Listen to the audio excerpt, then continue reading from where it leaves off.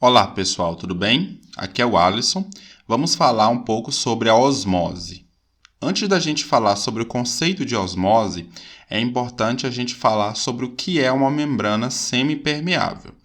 Uma membrana semipermeável é uma membrana que permite que exista a passagem do solvente, mas não permite a passagem do soluto. Aqui nós temos um esquema que ilustra isso. Aqui nós temos uma membrana semipermeável.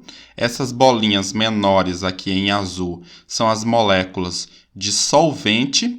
E essas bolinhas vermelhas, que são maiores, são as moléculas de soluto. Neste caso, a membrana permite que as moléculas de solvente consigam passar de um lado para o outro, mas não permite que as partículas de soluto consigam atravessá-la, certo? Então, por isso que a gente diz que a membrana é semipermeável. Ela é permeável ao solvente, mas não é permeável ao soluto. Então, o que é a osmose? Vamos considerar essa seguinte situação. Nós temos aqui um recipiente e nós temos uma membrana semipermeável que divide esse recipiente ao meio. De um lado, a gente tem, no lado A, uma solução de NaCl cuja concentração é 0,1 mol por litro. E no outro lado, no lado B, eu tenho uma outra solução do mesmo soluto, só que a concentração é maior. A concentração é 0,5 mol por litro. Então, o que acontece? Depois de algum tempo, é isso aqui que acontece. Existe um fluxo de água, de solvente, do lado A para o lado B. Por que isso acontece? Existe uma tentativa de balancear as concentrações aqui. Ok? Então, pense o seguinte. No lado A, a concentração inicial é menor do que o lado B. Então, para que as concentrações se igualem, eu tenho que ter uma passagem de solvente do lado A para o lado B. Por quê? O volume de A precisa diminuir para aumentar a concentração e o volume de B precisa aumentar para poder diminuir a concentração. Lembrem-se disso, concentração em mol por litro é o número de mols do soluto dividido pelo volume. Uma vez que o número de mols do soluto não se modifica, porque só existe aqui passagem de solvente e não de soluto, então, para a gente alterar a concentração, a gente precisa alterar o volume, certo? Quanto maior o volume, menor a concentração.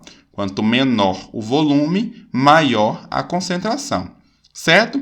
Se essas duas concentrações aqui, elas têm que chegar a um valor igual depois de um certo tempo, então para eu fazer 0,1 aumentar de concentração e 0,5 diminuir, tem que acontecer isso. Existe uma passagem de solvente de A para B. Então, o que é a osmose? Osmose é a passagem de moléculas de solvente, né? Nesse caso aqui nós estamos considerando a água, de um meio mais diluído para um meio mais concentrado, tá? Então, isso que é a osmose.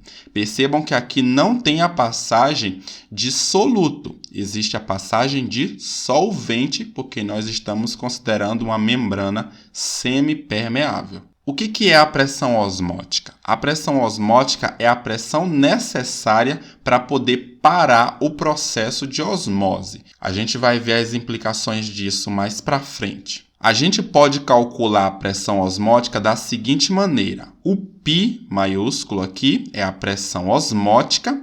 A letra C indica a concentração de soluto que eu tenho na minha solução. O R é a constante dos gases. O T é a minha temperatura absoluta, em Kelvin, certo? O I é o fator de Van 't Hoff, que vai levar em consideração se o meu soluto sofre dissociação iônica ou ionização em água, tá? Então, por exemplo, o NaCl em água, ele se dissocia em Na+, e Cl-. Formam-se dois íons em água. E como a dissociação é 100%, caso a solução seja diluída, então esse fator aqui é 2. tá certo? Vamos resolver esse exercício aqui. Ele diz: calcule a pressão osmótica de uma solução de 0,1 mol por litro de NaCl na temperatura de 300 Kelvin. Então, nós temos o seguinte, ó, o R é uma constante e vale 0,082 atm litro por mol por Kelvin.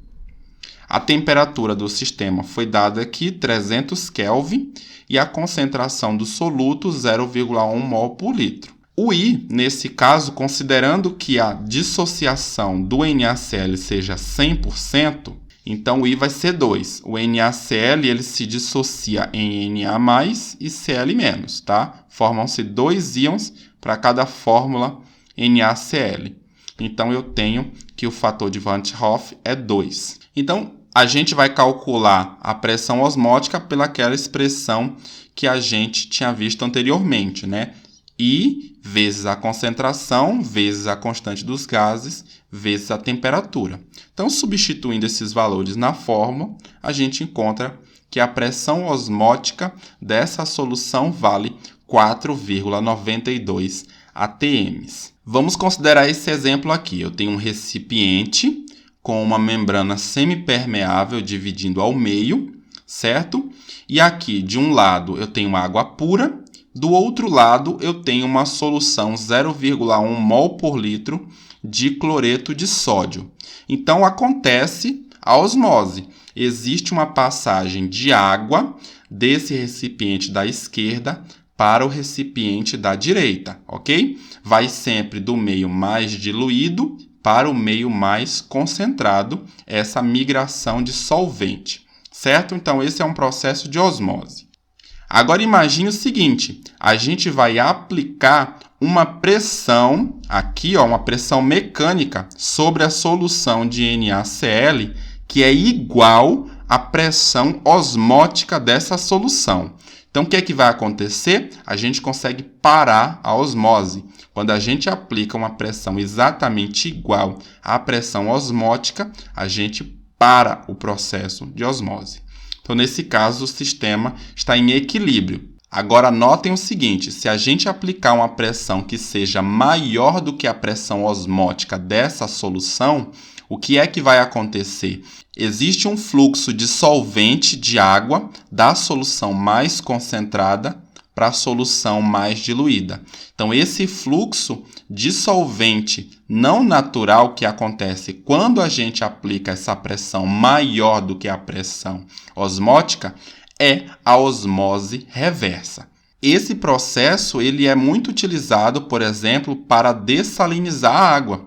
De um lado, a gente pode colocar, por exemplo, água potável e desse outro lado a gente coloca água do mar. A gente aplicando uma pressão maior do que a pressão osmótica, então a gente consegue fazer esse processo de dessalinização, tá? Vai ser um processo contrário ao processo de osmose. Então, por isso que a gente chama de osmose reversa. E o que acontece quando a gente coloca uma célula em um meio hipertônico ou um meio hipotônico? Vamos pensar o seguinte, aqui eu tenho uma célula normal. Quando a gente coloca em um meio que possui a mesma pressão osmótica da célula, um meio isotônico, tá? É isso que significa isotônico, iso vem de igual, então tem a mesma pressão osmótica, a célula continua normal. Neste caso, existe um equilíbrio na quantidade de água que entra e que sai da célula. Porém, se a gente colocar em um meio hipotônico, em um meio que tem uma concentração de soluto menor do que a concentração da célula, o que é que vai acontecer? Existe uma entrada de água na célula. Toda vez que a gente coloca uma célula em um meio hipotônico, existe uma entrada de água, um fluxo líquido de água na célula que faz a célula inchar e pode ocasionar a ruptura da célula, certo? Por outro lado, se a gente coloca em um meio hipertônico, em um meio onde a concentração de soluto é maior, existe uma desidratação da célula. A célula começa a perder água, então ela diminui de tamanho, ela acaba encolhendo, certo? É por esses motivos que a gente não pode beber nem a água pura, nem a água do mar. Se a gente beber água pura, as nossas células vão inchar, elas vão receber uma quantidade de água excessiva e vai acabar se rompendo. Por outro lado, se a gente beber água do mar, as nossas células vão acabar perdendo água e a gente vai sofrer um processo de desidratação. Quando a gente está desidratado, geralmente a gente toma o quê? A gente toma um soro fisiológico. O que é o soro fisiológico? O soro fisiológico é uma solução que tem uma concentração de soluto igual às nossas células. É um meio isotônico. Dessa maneira, nossas células não vão nem inchar, nem encolher. Vamos resolver esse exercício aqui. Ele é do Enem de 2012. Ele diz o seguinte: osmose é um processo espontâneo que ocorre em todos os organismos vivos e é essencial à manutenção da vida. Uma solução 0,15 mol por litro de NaCl, cloreto de sódio, possui a mesma pressão osmótica das soluções presentes nas células humanas. A imersão de uma célula humana em uma solução 0,20 mol por litro de NaCl tem como consequência, e aí são dadas 5 opções. Notem o seguinte, foi dado aqui no problema que a pressão osmótica das células é exatamente igual à pressão osmótica de uma solução 0,15 mol por litro de NaCl. E o problema está querendo saber o que acontece quando a gente coloca numa solução, quando a gente coloca a célula em uma solução cuja concentração é maior do que 0,15, né? 0,20 é maior do que 0,15. Ou seja, o problema quer saber o que acontece com uma célula quando a gente coloca essa célula em um meio hipertônico. Quando a gente coloca a célula em um meio hipertônico, a gente já viu anteriormente que a célula sofre um processo de desidratação. A célula perde água. Existe um fluxo de água de dentro da célula para a solução. É justamente isso que diz a letra E, transferência de moléculas de água do interior da célula para a solução. Ok? Então, esse é um processo de osmose. Temos aqui um segundo exercício, é do Enem de 2017. Alguns tipos de dessalinizadores usam o processo de osmose reversa para a obtenção de água potável a partir da água salgada. Nesse método, utiliza-se um recipiente contendo 2 compartimentos separados por uma membrana semipermeável. Em um deles coloca-se água salgada e no outro recolhe-se água potável.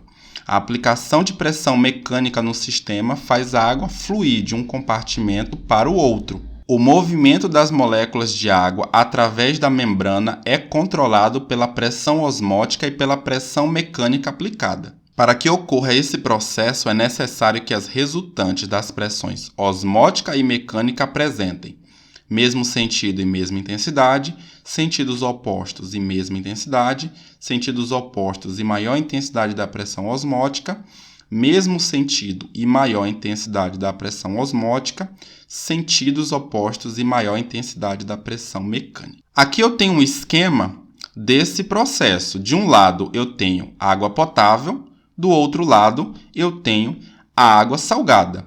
Se a gente não aplicar nenhum tipo de pressão, o que vai acontecer? Vai acontecer um fluxo natural da água potável para a água salgada. Lembrem que moléculas de água migram daqui do meio mais diluído para o meio mais concentrado. Porém, quando a gente aplica uma pressão que é maior do que a pressão osmótica do sistema, o que é que vai acontecer?